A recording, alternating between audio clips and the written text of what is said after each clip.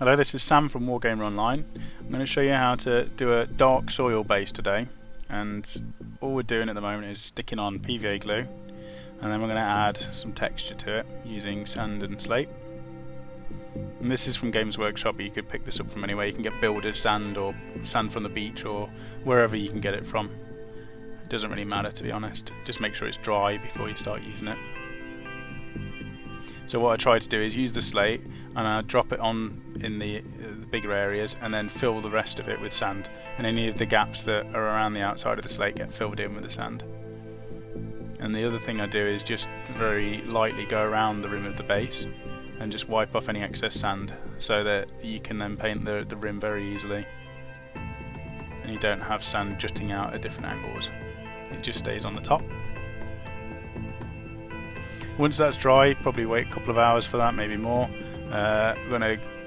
We'll basically prime this whole thing with Chaos Black or Abaddon Black, and then we're going to use Rhinox Hide just to block in the main colour that we're going to go for. If you've got Rhinox Hide as a spray, you could always just spray that on instead, and that would make it quicker.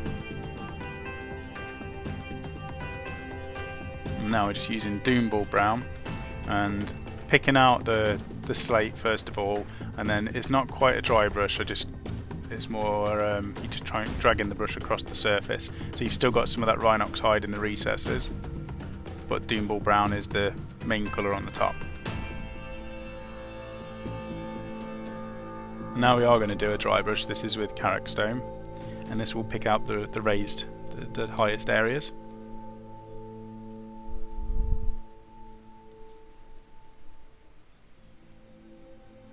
And try to wipe off the majority of the paint onto a kitchen roll or on the back of your hand so that it doesn't streak all over the top.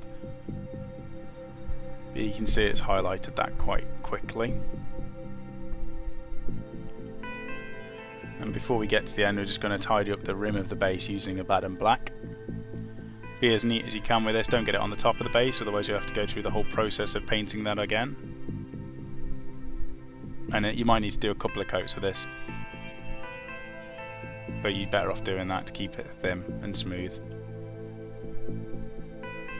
So once that's all fully dried, we're going to use Agrax Earthshade straight out of the pot all over the base.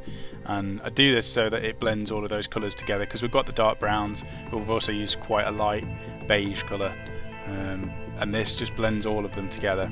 You can skip it, but I generally like it. It makes it look a lot more natural. And you can kind of chuck this on all over, let it pool in places. It's not that big of a problem at all.